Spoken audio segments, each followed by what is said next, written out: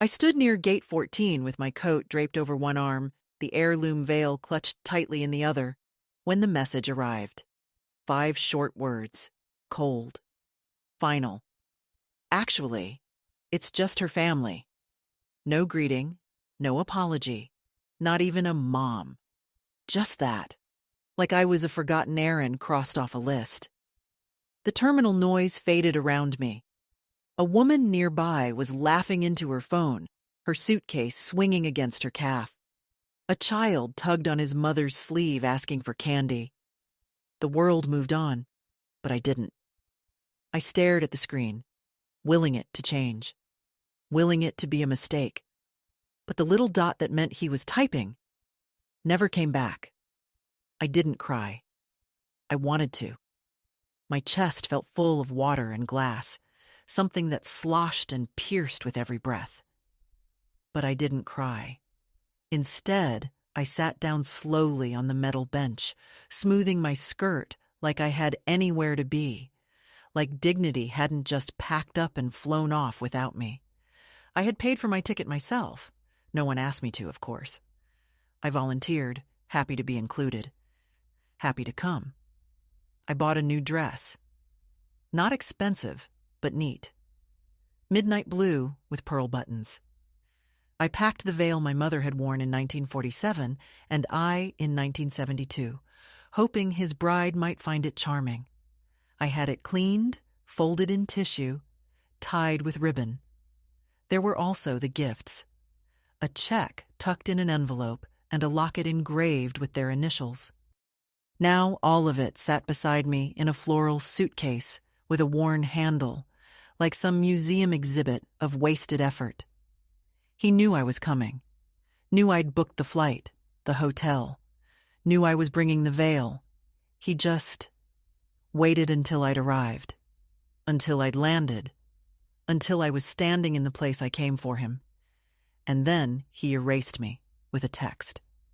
I opened the message again, reread it as if tone might be hiding somewhere in the white space between the letters. It wasn't. It was what it was. I zipped up my coat and rose, holding myself straighter than I felt. Maybe someone was watching. Maybe the universe was. And I was not about to let it see me crumble. The taxi line was short. The driver, a young man with tattoos curling out from under his sleeves, barely looked up when I gave him the name of a hotel I'd picked because it looked clean and quiet. He asked if I was in town for the wedding. I smiled tightly. Not anymore, I said. The ride was silent after that. The city rolled by with its palm trees and perfect skies, nothing like Minnesota. Too bright for a day like this. Too beautiful to fit the hollow I felt inside. At the hotel, I checked in, tipped the bellboy, though I usually never did, and stood in the room for a long time, not moving. The window looked out over a parking lot and a strip mall with a pharmacy and a frozen yogurt shop. Not the view I'd imagined when I'd booked it. I unpacked the veil first, laying it gently on the bed like someone fragile and asleep. Then the locket. Then the card. I placed them in a row, like evidence in a case no one would prosecute. And then I sat in the armchair by the window and stared. He wasn't always like this. That's the thing. He used to cry when I dropped him off at kindergarten. He used to make me drawings of houses with me inside and hearts over the roof. He used to sit beside me while I peeled apples for pie and ask how the sun worked. I thought. I don't know what I thought. That weddings were for family. That mothers mattered. That being the one who stayed up with him when he had the measles meant something, even now. That maybe he'd want me to stand behind him that day, quietly, with love. Instead, he erased me. And still, I didn't cry. I sat quietly until the light faded and the neon signs across the street blinked on. Then I stood, walked to the desk, took out the notepad and pen beside the phone, and began to write a list. It had 2 items on it. Cancel the transfer to James, his name. Call Margaret. Margaret is my lawyer. I hadn't spoken to her in months, but suddenly I knew exactly what I needed to say. Because if I no longer had a place at his table, I'd stop funding the feast. I folded the veil back into its box, one last time. Then I placed the locket inside and sealed the envelope. Not with tears, but with resolve. The hotel room smelled faintly of lemon disinfectant and something older, old carpets maybe, or tired air. I stood at the little window with my hand on the curtain cord, watching the sky soften from gold to gray. My suitcase sat unopened at the foot of the bed, not because I'd forgotten it, because I wasn't ready to admit I was here, alone, without a purpose. I had come for my son's wedding. I had brought the veil. I had brought the gift. I had packed everything carefully. Extra stockings, my pill organizer, even a nail file in a Ziploc so it wouldn't get flagged at security. That kind of planning doesn't disappear just because someone uninvites you by text. I finally opened the suitcase. I laid things out like I was still going somewhere. Shoes on the floor, dress on a hanger, toiletries in the bathroom. And then I reached for the small wooden box wrapped in a handkerchief, nested in the clothes. The veil. It had belonged to my mother, Ruth. Handmade lace, delicate as breath.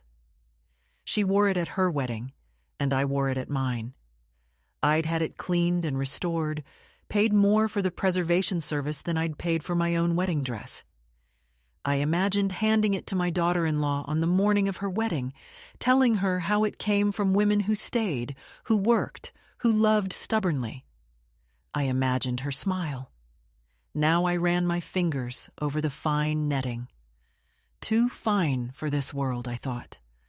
Too fine for people who send 5-word messages to erase a mother. I put it back in the box. I didn't sleep that night. Not deeply. The bed was too hard, the sheets too white. I lay on my side watching shadows shift on the ceiling, the television silent in the corner. I kept waiting for another message. Some addendum, some explanation. But my phone stayed quiet on the bedside table, screen dark. By morning, I had decided. I called the front desk and asked for the number to a local law office. The man on the phone gave me 3, his voice chipper in that way hotel clerks are trained to be. I thanked him and chose the second number on the list, just because it sounded like the kind of firm that didn't hang up on old women. They could see me that afternoon.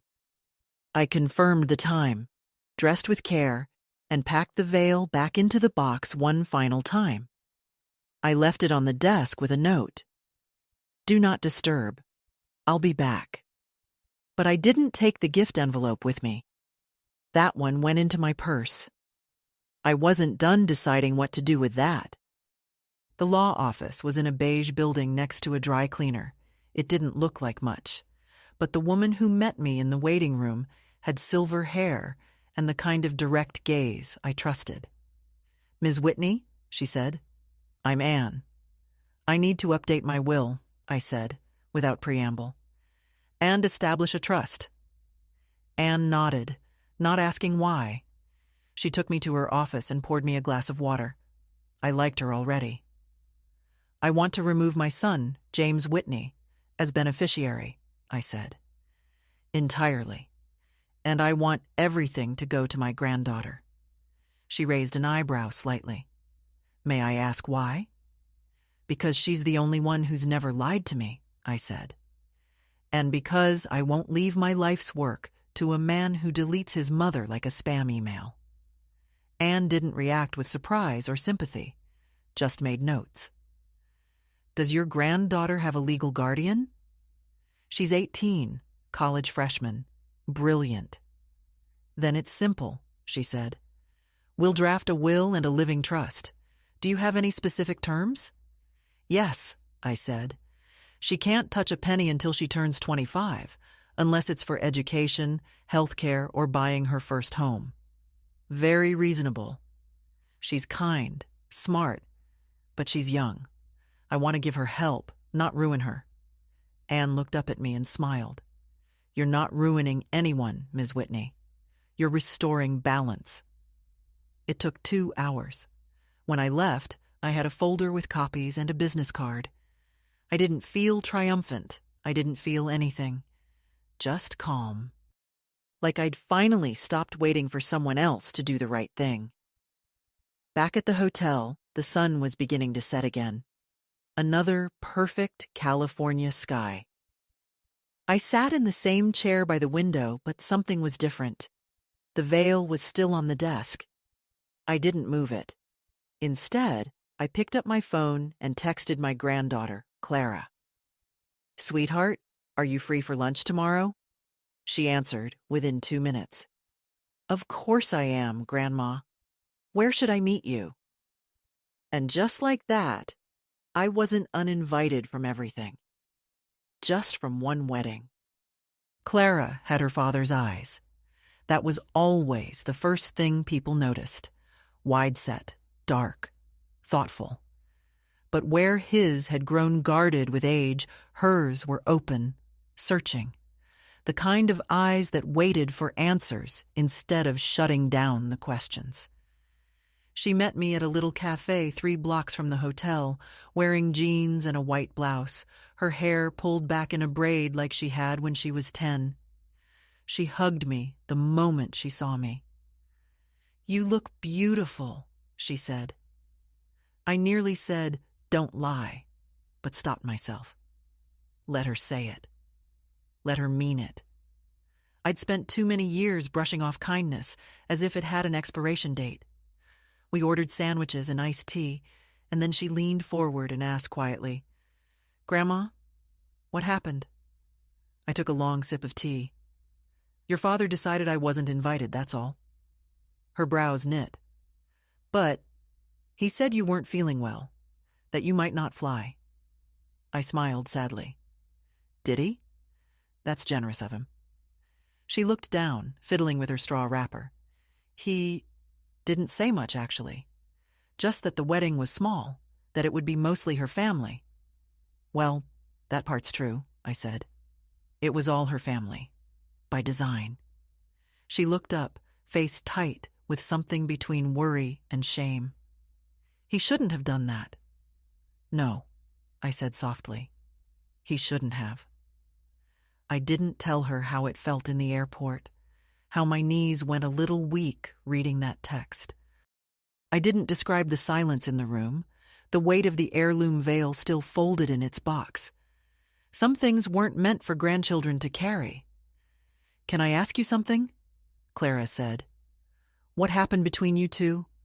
You and Dad? I leaned back, the question sinking deep. What happened? As if it were one thing, a single moment, a clean fracture. But it wasn't. It was 1,000 small things, over years, like standing in the ocean and slowly realizing the tide is pulling you out. He changed, I said finally. College changed him. Or maybe life did. I don't blame him for growing. I blame him for turning his back. Clara didn't speak. She just listened.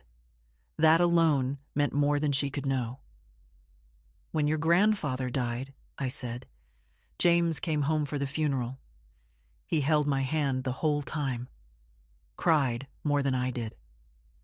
He stayed for 3 days, and we cooked, and we laughed, and we remembered. And then he left. And with each visit after that, something closed off in him. I picked up my sandwich but didn't bite. He married fast, moved west. Got a job, a house, a new circle. He stopped returning calls, sent gift cards for Christmas instead of coming home. And when I offered help, he took it, but always with a kind of silence, like he was doing me a favor by accepting it. Clara was quiet. Did he ever say why? No, but I knew. Knew what? I hesitated. That I embarrassed him. Her hand froze around her glass. I was a public school teacher, not glamorous, not polished. I wore cardigans with loose buttons and brought Jell-O salads to potlucks. His wife's family, well, they come from money.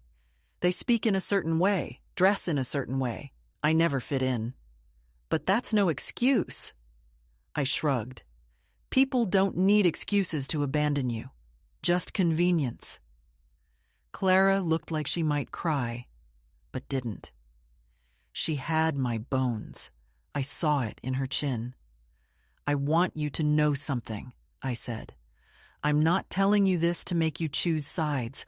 I'm telling you because no one else will. Because it's the truth. And because I want you to understand that what your father did to me has nothing to do with who you are or who you will become. She nodded slowly. Thank you for telling me. I reached into my purse and pulled out the envelope I'd meant for her father and his bride. Inside was the locket, not the check. That was already being rerouted.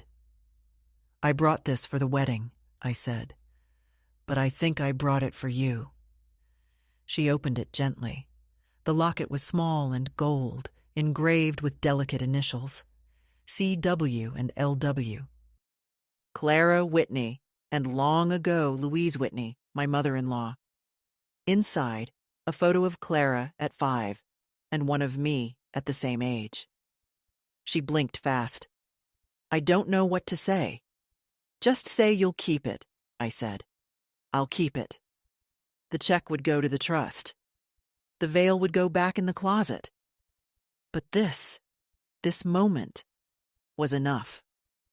I had thought I'd lost a son, but I'd found a truth and a granddaughter who saw me. And that was something to build on. My husband died on a Wednesday. It was early spring, one of those bright mornings when the world feels too alive for grief. The daffodils were just starting to poke through the soil by our porch. I remember because I'd noticed them that same morning, bending to touch one, thinking how stubborn they were, how they always came back, no matter how hard the frost had been. He died quietly. No drama. No long illness. Just a breath that didn't come back. George Whitney was not a remarkable man if you looked at him through the world's lens. He sold insurance, drove a Dodge, made his coffee too weak. But he loved me with a steadiness that outlasted every disappointment life handed us. When my mother passed, he held my hand for 6 straight hours.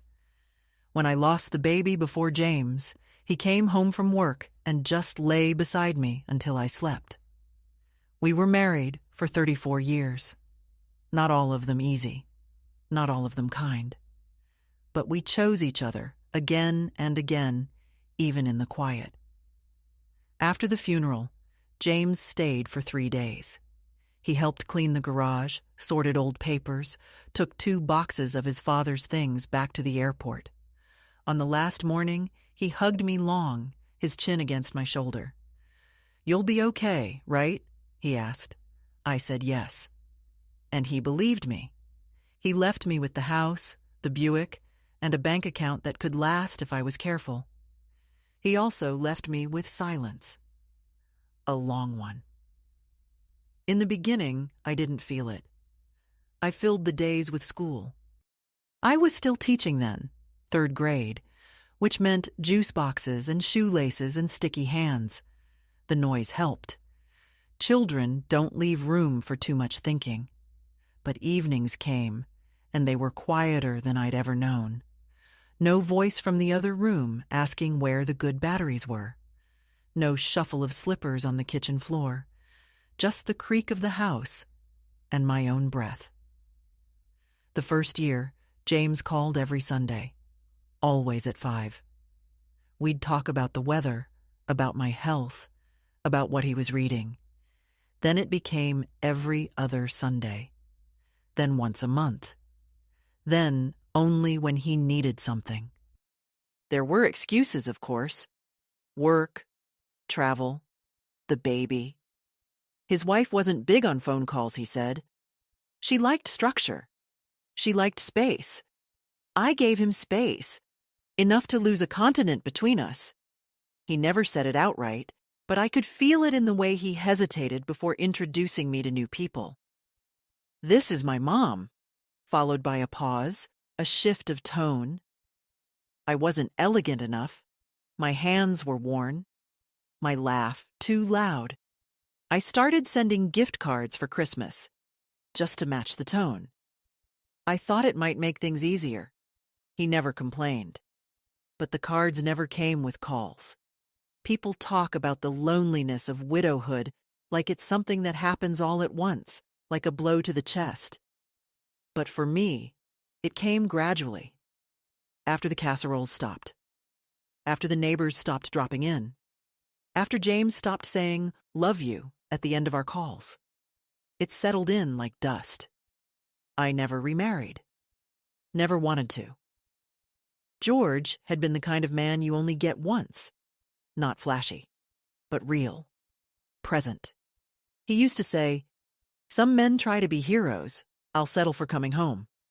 And he always did. Right up until he didn't. There were nights, especially in the second year, when I'd wake up and talk to him anyway. Just soft words into the dark. Telling him what James had said, what Clara had drawn, how the furnace was making a new noise. I knew it was silly. But it helped. I think he would have been angry. Not at James exactly, but at how easily a son can forget who taught him to tie his shoes, who cleaned up his throw-up at midnight, who ran after his bike, cheering the first time the training wheels came off.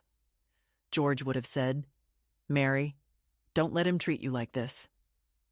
I used to answer out loud, "It's just how he is now." But now, I don't know.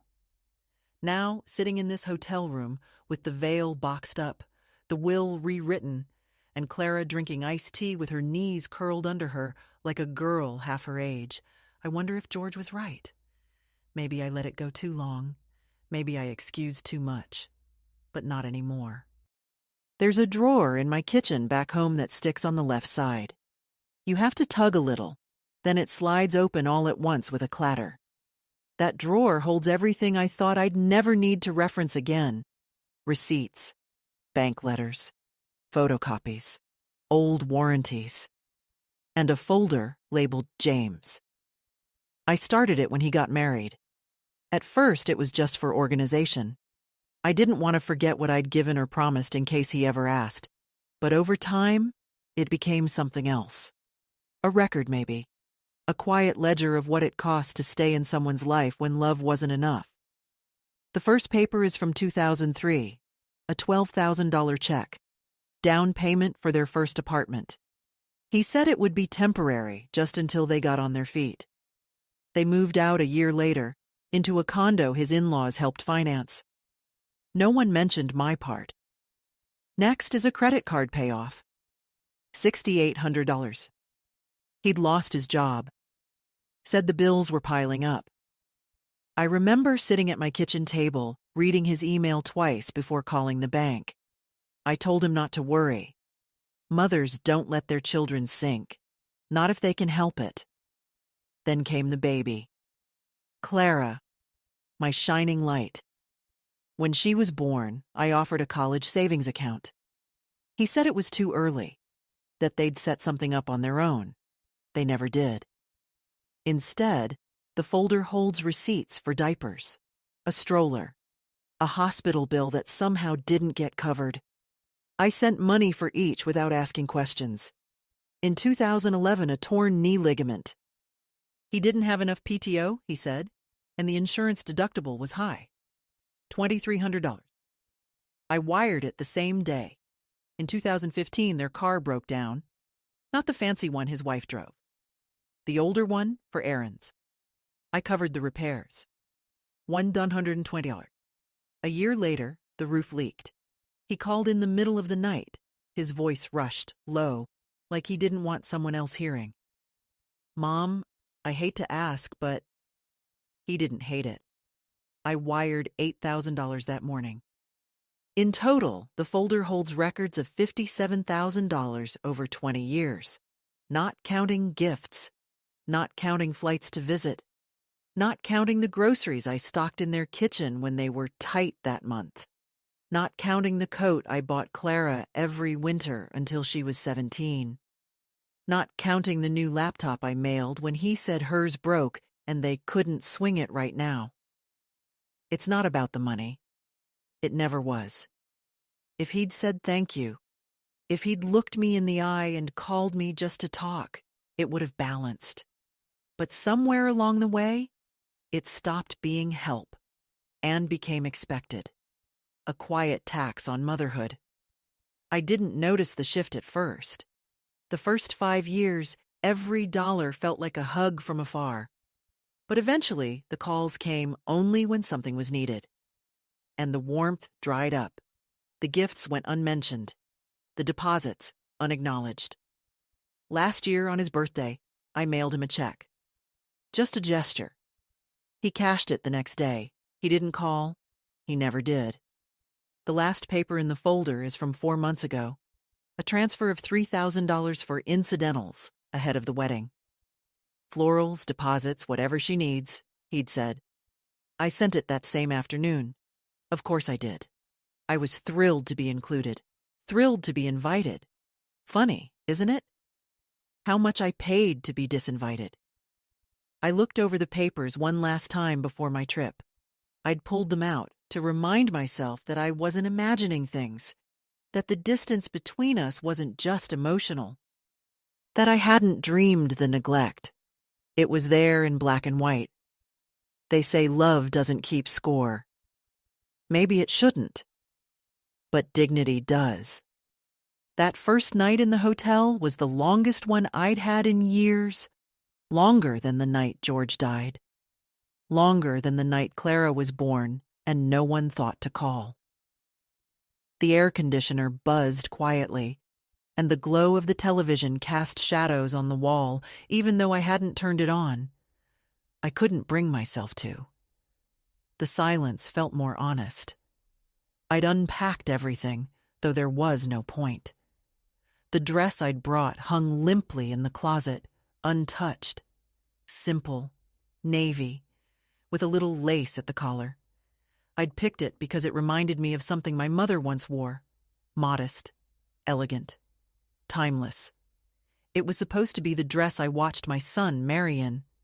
Now it looked like a garment abandoned at a thrift store. The veil lay boxed beside the bed. I couldn't bring myself to put it back in the suitcase. It deserved more than zippers and nylon linings. It had survived generations, and I had brought it here with hope. I made myself a cup of tea using the tiny coffee maker in the corner, the kind of tea that tastes like cardboard and regret. I sat by the window, the cup warm in my hands, watching the cars move in and out of the parking lot below. Somewhere out there, perhaps only a few miles away, my son was laughing, probably finishing his rehearsal dinner, surrounded by people in cocktail dresses and linen shirts, drinking wine paid for by someone else. I wondered if he thought about me at all, if he felt the absence, or if he was relieved. That was the cruelest part, not the exclusion itself, but the possibility that it hadn't even hurt him to do it. I looked at my phone. No new messages, no call to explain, no apology. Just that one 5-word dismissal hours ago. Still there? Still unread? Still permanent? I opened a blank note on the screen. I started to type. Dear James. Then stopped. What could I say that I hadn't already tried to show? I loved him. I raised him. I never asked for much. And still, he pulled away. Instead, I opened the photo gallery. Scrolled through old pictures. Him in kindergarten, tooth missing, face lit up with mischief.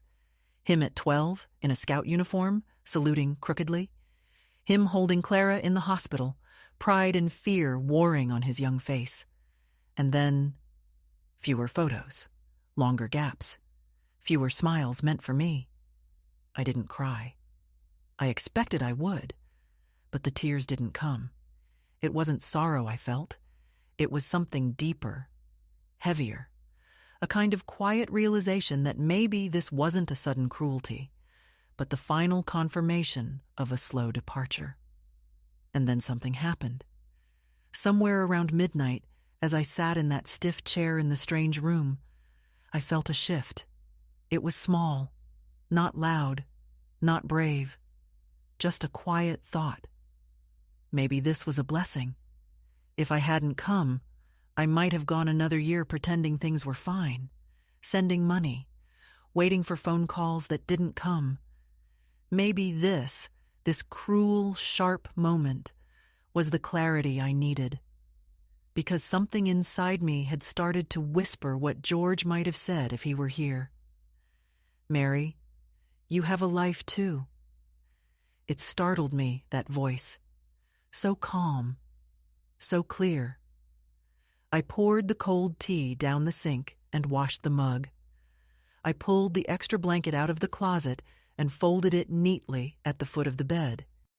I brushed my teeth, changed into my nightgown, and smoothed out the comforter with both hands like I used to at home.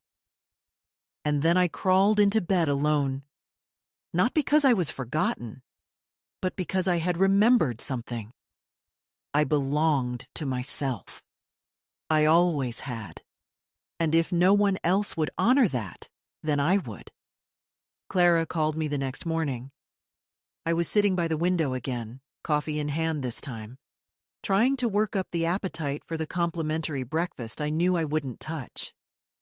The phone buzzed gently against the table, and when I saw her name, something inside me softened. At least someone still thought of me first thing in the morning. "Grandma," she said, her voice tight. "I just heard. Dad didn't invite you?" I closed my eyes for a moment. "No, sweetheart. He didn't." There was silence on the line, but not the kind that happens when someone doesn't know what to say. It was the kind that fills with disbelief, with anger. I knew that silence. I'd lived inside it for years. I don't understand," she said finally. "He told me it was just going to be a small ceremony, family only. I assumed you were flying in early. I thought you were part of that." "I was," I said gently. "In my mind, I was." "Why didn't you say anything yesterday at lunch?" she asked. "Why didn't you tell me?" I took a breath. Because I didn't want our time together to become about him. I wanted to see you. Just you. I could hear her shifting, pacing, maybe. She was like that, even as a child. Always needed to move when something didn't sit right. He never even mentioned it. Not once. How could he? Because it was easier for him to lie than to look me in the eye, I said. And because he didn't think anyone would ask questions. Well, he was wrong, she snapped. I'm asking. I'm going to ask him right now. No, Clara. She stopped. I could feel it. No? She echoed. This isn't yours to fix, I said. It's not your battle. It's mine. And I've already decided how to handle it. She was quiet again, but not with that hollow silence. This time, it was listening. Understanding. What are you going to do? I've already done it, I said. The veil stays with me. The gift goes to someone who deserves it. And my money, Clara, my name, my legacy, it won't go where I'm not welcome. You rewrote your will. Yes. And the trust? Her voice was careful now, soft. It's yours, I said. Not because you asked, not because you're blood, but because you've never treated me like a burden. I could hear her breathing through the line. Grandma, she whispered. That's too much. I don't need... I know you don't, I said. That's the point. You've never once made me feel like I owed you anything. That's why I trust you with it. She didn't speak for a long while, and when she did, her voice was steady, but thick. I'll make you proud. You already do. A knock sounded at her end. Someone calling her, probably. Her father, I guessed. "I have to go," she said. "But can I see you again? After the wedding?" "I'd like that." "No," she said firmly. "I mean it. I want to stay close. I want to know you, really know you." And that, after everything, was the gift I hadn't dared to hope for. After we hung up, I sat still for a long time. The coffee had gone cold again. The world outside was waking up. Somewhere, James was tying his tie, checking his reflection, making jokes about florists running late. And he had no idea that his daughter had just stepped quietly away from the narrative he'd written. No rebellion, no scene, just a quiet, clear step. And maybe that was enough. The call to the bank wasn't impulsive. It was deliberate, measured, like setting down a heavy box you've carried too far for too long. I waited until mid-afternoon, when I knew the lines would be quieter. I'd checked the time difference. Minnesota was 2 hours ahead, and dialed the number printed on the back of my debit card. Not the mobile app, not the website. I wanted to speak to a person. I wanted to hear it said aloud. "Thank you for calling Northern Prairie Bank," the woman chirped. "This is Rachel. How can I assist you today?" "My name is Mary Whitney," I said. "I need to review and cancel all scheduled external transfers from my accounts, and I want to revoke a linked authorization." There was a short pause. I could hear her typing. "Certainly, Mrs. Whitney. I'll just need to verify a few details before we begin." I answered her questions without hesitation. Birth date. Last 4 digits. My childhood pet's name. Samson. A Labrador, loyal to the end, unlike some. Once I was verified, her tone shifted slightly, more respectful. "I see there are currently 3 scheduled recurring transfers. One to a James Whitney, monthly, for $850. One quarterly for $2,000 labeled household support, and one annual disbursement of $5,000 set for next month. I want them all canceled," I said. "Permanently?" "Yes, and I'd like to revoke any access he has to view or request changes to my account." Rachel hesitated. "He's listed as a secondary contact on your online banking, with permissions to initiate but not finalize transfers. We can remove that access immediately." "Do it." She typed again. "Done. May I ask, just for our records, should we mark this as fraud, family reassignment, or personal change of circumstances?" "Call it clarity," I said. Silence. Then quietly, "Understood." I asked her to email me the updated confirmation, and she did so within minutes.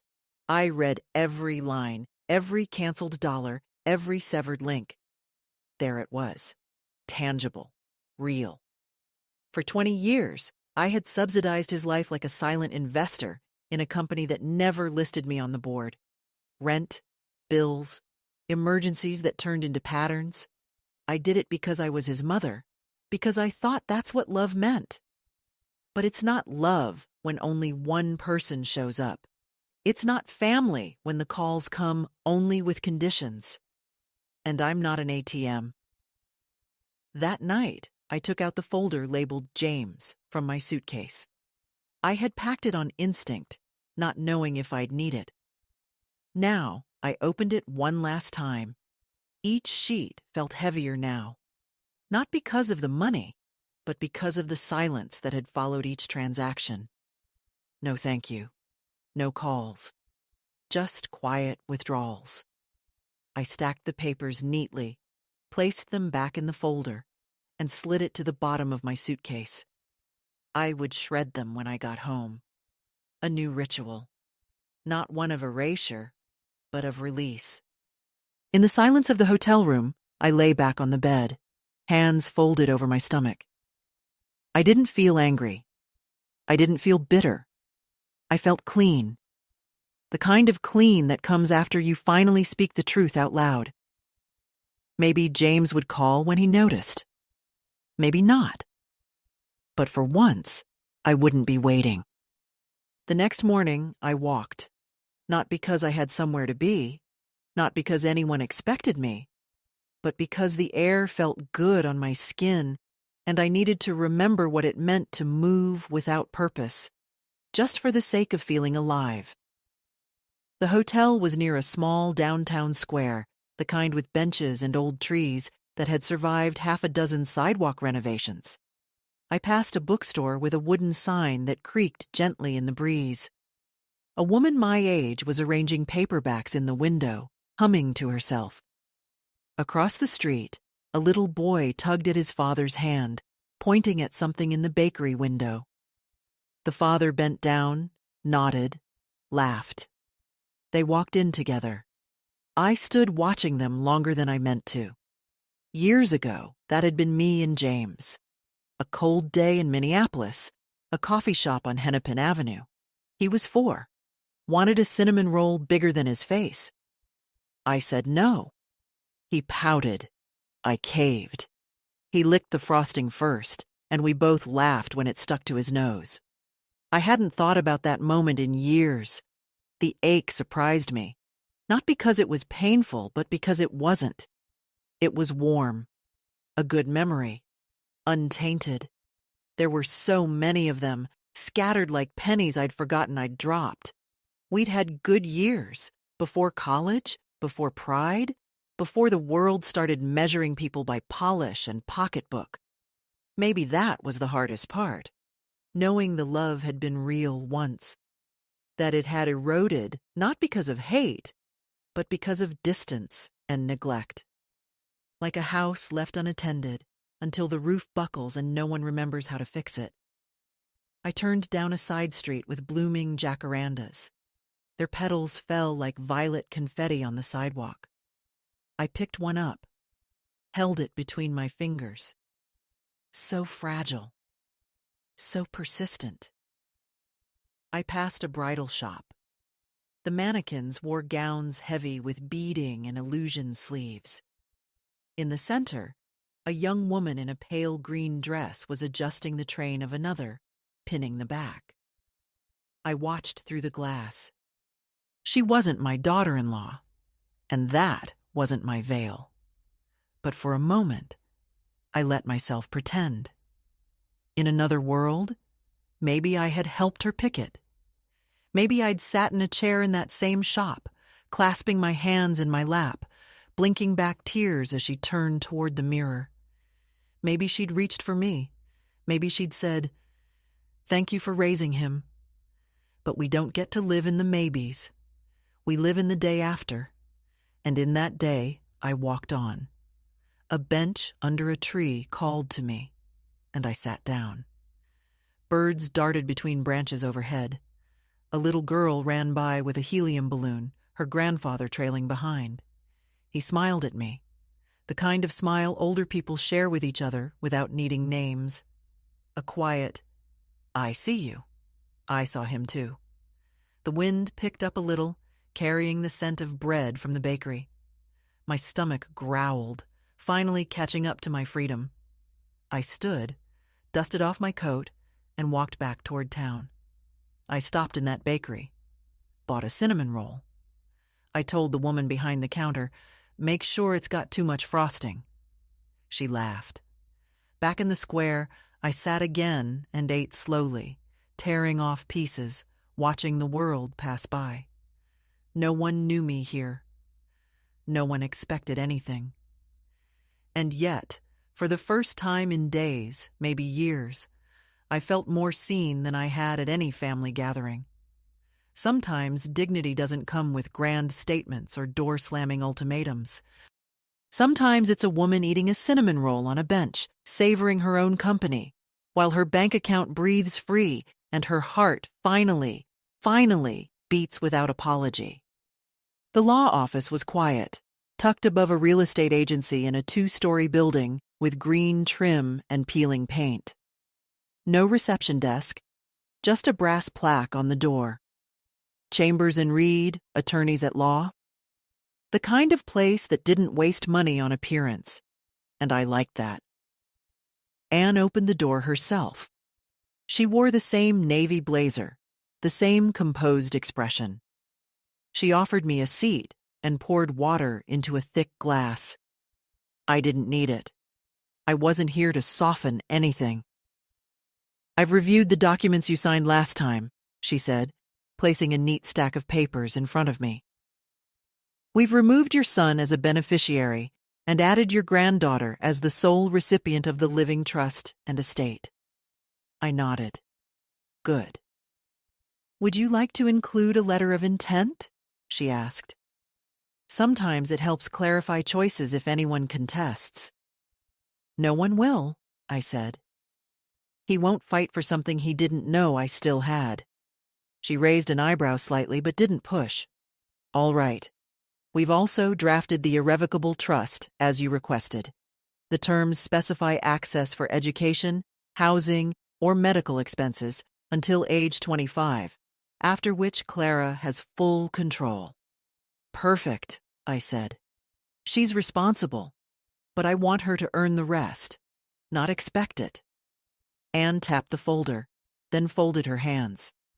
"Would you like to include a clause preventing James from contesting or attempting to access the trust?" "Yes." "Done." The pen in my hand felt heavier than I remembered. Signing those papers wasn't hard. It wasn't even sad. It felt like writing a final chapter that had been waiting, half finished, for years. I signed each line, my name steady and sure. M. Whitney. Again. Again. When it was over, Anne gathered the papers and sealed them in a blue envelope. "Would you like me to notify your son?" she asked. I thought about it. "No," I said. "Let the silence speak." She slid the envelope into a drawer. "Then we're finished." As I stood to leave, she placed a hand gently on my arm. "You know," she said, "most people come in here clinging to their decisions like they're hoping someone will talk them out of it. You didn't flinch." "I've already spent 20 years flinching," I said. Downstairs, the sun had shifted. Afternoon light stretched long across the sidewalk. I stood there for a moment, holding my bag, feeling oddly light. I hadn't just changed names on a document. I'd rewritten the legacy of my own story. James would be fine. He always was. His wife had family money. They'd navigate the mortgages and expenses. Maybe he'd be angry. Maybe not. But I wasn't afraid of that anymore. I hailed a cab. The driver glanced at me in the rearview mirror. "Anywhere in particular?" "Back to the hotel," I said. "I have a cinnamon roll waiting." He laughed. And for once I did too. I didn't want to write him anything. That was the truth. There was something satisfying about silence. Letting absence do the work. Letting unanswered questions hang in the air like smoke that never clears. But silence, I've learned, can also be cowardice.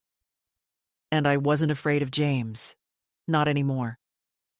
So that night, after the sun dipped behind the low line of shops across the street, I sat at the little desk in my hotel room, pulled out the hotel stationery, cream-colored with a faint blue border, and uncapped a black pen. Not a text, not an email. Ink on paper. I started with his name. James, not Jimmy, not sweetheart, not the name I whispered over crib rails when he was teething. Just James. The man. The son who had made a decision, and now would hear mine. I paused, then wrote. I arrived Thursday, as planned. I brought the veil, the gift, and the dress you'll never see. I sat at gate 14 with a suitcase full of history and hope, and I received your message just before baggage claim. 5 words. Actually, it's just her family. I waited. I thought perhaps it was a mistake, that you would follow it with another. I'm sorry. We'll figure it out. Please still come. But nothing came. So I made my own plan. I stayed in a hotel. I walked the city. I watched strangers be kind to each other. I ate a cinnamon roll alone on a bench and felt more dignity than I have in years. I thought about what it means to be a mother. I thought about what I gave you, my time, my body, my money, my stories. I remembered staying up all night with you during fevers, making birthday cakes shaped like dinosaurs, driving to spelling bees and soccer games and piano lessons. You were never unloved. You were never unsupported. And yet, somewhere along